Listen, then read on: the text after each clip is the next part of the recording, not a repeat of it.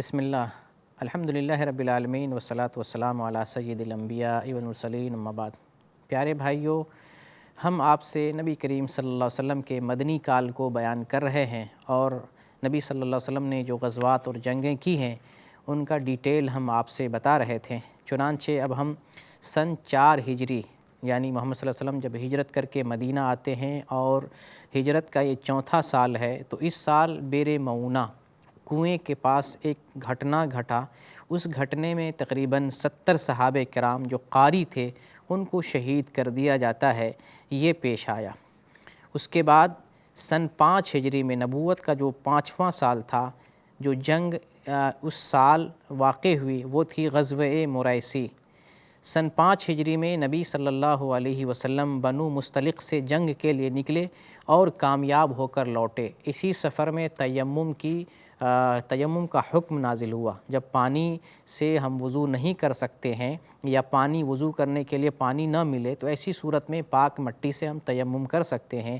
اسی سفر میں یہ حکم نازل ہوا تھا اور اسی سفر میں حضرت عائشہ رضی اللہ تعالی عنہ پر تہمت بھی لگائی گئی تھی۔ پھر اللہ رب العالمین نے حضرت عائشہ رضی اللہ تعالی عنہ کو پوتر بتایا اور جن لوگوں نے آپ پر الزام لگایا تھا ان لوگوں پر کوڑے برسائے۔ شوال سن 5 ہجری میں غزوہ خندق پیش آیا۔ خندق کے نام سے یا غزوہ احزاب کے نام سے غزوہ پیش آیا، جب یہودیوں نے قریش اور ان کے حلیف سے مل کر نبی صلی اللہ علیہ وسلم اور آپ کے صحابہ کو قتل کرنے کا منصوبہ بنایا۔ اس طرح قریش، بنو سلیم، بنو اسد، فزارہ، اشجع وغیرہ مل کر 10,000 کی تعداد میں مدینہ پہنچے تو حضرت سلمان فارسی رضی اللہ تعالی عنہ نے نبی صلی اللہ علیہ وسلم کو خندق کھودنے کا مشورہ دیا اور نبی صلی اللہ علیہ وسلم نے اپنے صحابہ کے ساتھ مل کر خندق کھودا۔ خندق پیچھے تھا اور سامنے جو ہے پہاڑ تھا۔ جبل صلہ کو اپنے پیچھے قلعہ بند رکھا اور سامنے جو ہے خندق تھا اور آپ نے لڑائی کی۔ اللہ کی طرف سے جو ہے کافروں پر عذاب نازل ہوا، ایسا طوفانی عذاب آیا جس سے ان لوگوں کے خیمے اڑا دیے، ہانڈیاں الٹ گئیں اور طوفان کی وجہ سے ان کے ارادے اور ان کے حوصلے کمزور ہو گئے۔ آخرکار مسلمانوں کو اللہ تعالیٰ نے وجے سے نوازا۔ بنو قریظہ والوں نے غداری کی تھی۔ نبی صلی اللہ علیہ وسلم نے فیصل سعد بن معاذ رضی اللہ تعالیٰ عنہ کو بنایا۔ اس کے بعد 6 ہجری میں نبوت کا جو 6واں سال تھا، سن 6 ہجری میں 1400 صحابہ کرام کے ہمراہ عمرہ کے لیے نبی کریم صلی اللہ علیہ وسلم مکہ کی طرف نکلتے ہیں تو حدیبیہ کے مقام پر آپ صلی اللہ علیہ وسلم کا راستہ روک دیا جاتا ہے اور قریش، کافر و مکہ کے کافر اور مسلمانوں کے درمیان ایک کانٹریکٹ ہوتا ہے، ایک عہد ہوتا ہے۔ وہ یہ ہوتا ہے کہ اس سال ہم آپ کو عمرہ نہیں کرنے دیں گے، آپ عمرہ کرنے کے لیے اگلے سال آئیں گے۔ یہ بھی اس کانٹریکٹ میں ہوتا ہے کہ 10 سال تک ہمارے بیچ میں کوئی لڑائی نہیں ہوگی اور کوئی جو ہے جھگڑا لڑائی نہیں ہوگی۔ دراصل اس میں ایک طرح سے مسلمانوں کو بشارت تھی کہ مکہ جو ہے وجے ہونے والا ہے۔ بہرکیف یہ 6 ہجری کا واقعہ ہے، 6 نبوت کا واقعہ ہے۔ حدیبیہ سے جب آپ صلی اللہ علیہ وسلم لوٹ رہے تھے تو لوٹنے کے 20 دن کے بعد مدینہ کے اتر جانب خیبر کی طرف نکلے اور تقریباً 20 راتوں تک یہودیوں کا محاصرہ کیے رکھا۔ اس دوران مسلمانوں کو بڑی تکلیف ہوئی، یہودیوں کو اپنی ہلاکت کا اندیشہ ہوا اور پھر جو ہے مسلمانوں سے صلح کرنے پر آمادہ ہوا۔ یہاں جو جنگ ہوئی مسلمانوں کی اس کو غزوہ خیبر کے نام سے جانا جاتا ہے۔ یہودیوں سے صلح ہوئی اور جو زمین تھی اس کی پیداوار مسلمانوں کو آدھا دینے پر صلح کیا گیا۔ اس کے بعد سن 7 ہجری میں غزوہ موتا یعنی ایک لڑائی، اس کا نام غزوہ موتا ہے، یہ پیش آیا۔ اس کا سبب یہ تھا کہ شرحبیل بن عمرو غسانی نے رسول اللہ صلی اللہ علیہ وسلم کے ایک ایلچی کو، جس کو آپ نے روم کی طرف بھیجا تھا، اس کو قتل کر دیا۔ تو نبی صلی اللہ علیہ وسلم نے 3000 صحابہ کی تعداد بھیجی اور آپ اپنے چہیتے زید بن حارثہ کو امیر بنایا، امیر دستہ بنایا اور آپ نے فرمایا اگر زید شہید ہو جائیں تو جعفر بن ابو طالب لوگوں کے امیر ہوگے، اور اگر یہ شہید ہو جائیں تو عبداللہ بن رواحہ امیر ہوں گے۔ ادھر سے ہرقل راجہ نے بھی بہت ساری فوج اپنے حلیفوں کو ملا کر 2 لاکھ کی تعداد میں مسلمانوں سے جنگ کے لیے بھیج دیا۔ آخرکار سارے مسلمانوں کے امراء شہید کیے گئے، اور خالد بن ولید نے اپنے ہاتھ میں جھنڈا لیا اور اپنی حکمت سے اور اپنی دانائی سے مسلمانوں کو بچا کر واپس مدینہ لے آئے۔ اسی سال قریش کے حلیف بنو بکر نے قبیلہ خزاعہ کے اوپر چڑھائی کر دی، جو نبی کریم صلی اللہ علیہ وسلم کا حلیف تھا، اور خفیہ طور پر قریش نے ان کی مدد کی۔ تو نبی صلی اللہ علیہ وسلم کو جب یہ بات معلوم ہوئی کہ قریش نے ان کی مدد کی ہے، تو آپ صلی اللہ علیہ وسلم نے مکہ پر چڑھائی کا ارادہ کر لیا کہ اب ہم مکہ پر چڑھائی کریں گے۔ جب یہ بات ابو سفیان کو معلوم ہوئی تو نبی صلی اللہ علیہ وسلم سے وہ بات کرنے کے لیے کوشش کرنے لگے، سمجھانے کی کوشش کرنے لگے، مگر آپ صلی اللہ علیہ وسلم نے ان کی بات نہیں سنی۔ ابو سفیان نے ابو بکر سے کہا، عمر سے کہا، حضرت علی سے کہا، مگر ان لوگوں نے کسی نے بھی ابو سفیان کی مدد نہیں کی، اور آپ صلی اللہ علیہ وسلم تقریباً 10,000 کی تعداد لے کر مکہ کی طرف نکلے۔ آپ صلی اللہ علیہ وسلم نے یہ بھی اللہ سے دعا کی تھی کہ ہمارے پلاننگ کی، ہمارے نکلنے کی اور اس جنگ کی کسی کو خبر نہ ہو، اور اللہ تعالیٰ نے اس دعا کو قبول فرما لی۔ اسی اثناء میں آپ کے چچا عباس بن عبد المطلب اسلام بھی قبول کر لیتے ہیں۔ نبی کریم صلی اللہ علیہ وسلم مکہ فتح کرتے کے وقت یہ اعلان کیا تھا کہ جو ابو سفیان کے گھر میں داخل ہو جائے اس کو امن اور شانتی ہے، جو مسجد میں داخل ہو جائے اس کو بھی امن اور شانتی ہے، جو اپنے گھر کا دروازہ بند کر لے، یعنی جو لڑائی نہ کرے، آج اس سے بھی لڑائی نہیں کی جائے گی سوائے اس کے جو لڑائی کرے، جو آج لڑائی کرے گا اسی سے لڑائی ہوگی۔ اور وہ لوگ جنہوں نے مسلمانوں کو بہت ستایا تھا، یا نبی کریم صلی اللہ علیہ وسلم کی گالی دی تھی، آپ کی شان میں گستاخی کی تھی، تو ایسے لوگوں کے قتل کا فرمان جاری کیا گیا۔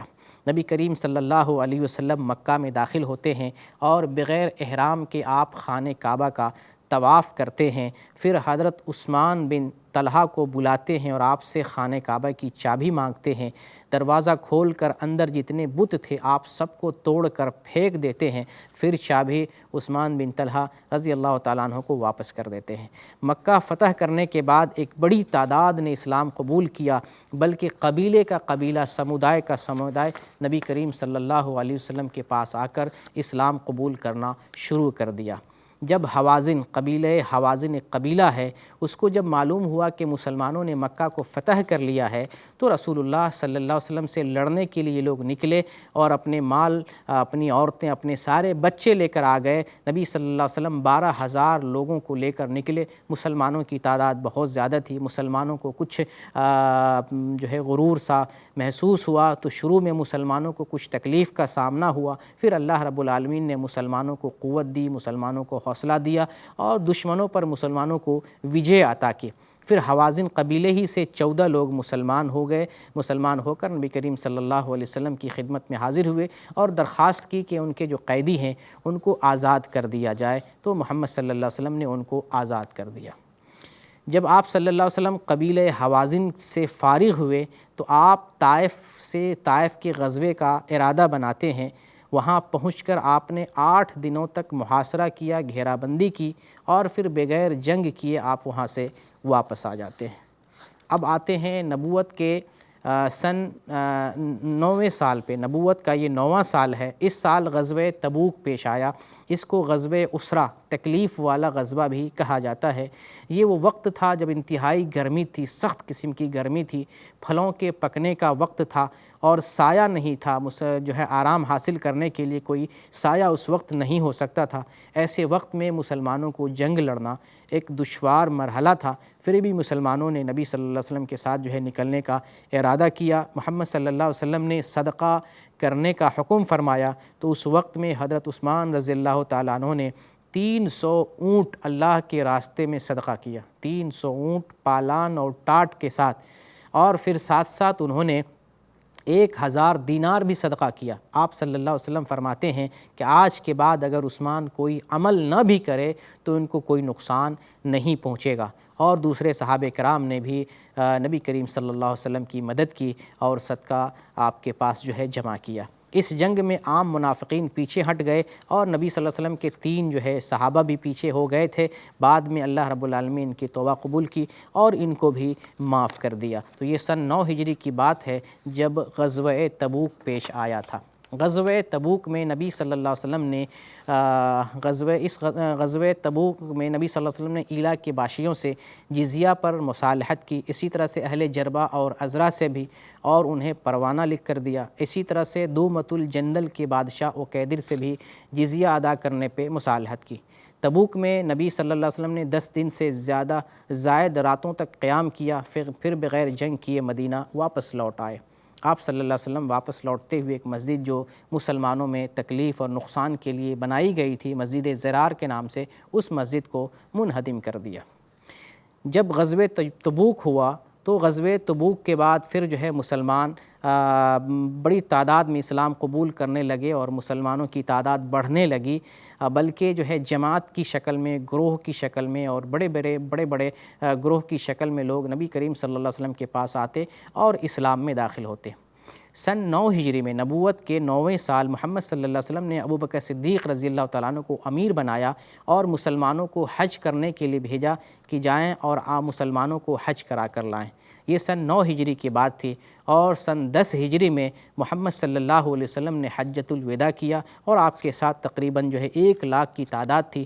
ان لوگوں نے نبی کریم صلی اللہ علیہ وسلم کے ساتھ مل کر حج کا فریضہ انجام دیا، اور محمد صلی اللہ علیہ وسلم کو اللہ تعالیٰ نے حکم دیا کہ آج کے دن جو ہے تمہارا دین مکمل ہو گیا ہے، اللہ تعالیٰ نے تمہارے اوپر اسلام کی نعمت اور ساری نعمتوں کو تم پر تمام کر دیا ہے۔ محمد صلی اللہ علیہ وسلم نے اس دن خطبہ دیا، الوداعی خطبہ دیا، اور دین کی بہت ساری باتیں جو ہے آپ نے بیان کی۔ اور سن 11 ہجری کی بات ہے کہ جب محمد صلی اللہ علیہ وسلم نے سفر کے مہینے میں روم سے لڑنے کے واسطے ایک لشکر تیار دیا اور اسامہ بن زید کو امیر مقرر کر کے بھیجا، یہ لوگ نکلے۔ جب جرف کے مقام پر پہنچے تو پتہ چلا کہ نبی کریم صلی اللہ علیہ وسلم بیمار ہو گئے ہیں، یہ ان کو راستے ہی میں نبی کے بیماری کی خبر ملی۔ اب ہم انشاءاللہ آگے درس میں آپ سے بیان کریں گے۔ اللہ رب العالمین ہم کو ایمان پر قائم رکھے، آمین۔ وآخر دعوانا ان الحمدللہ رب العالمین۔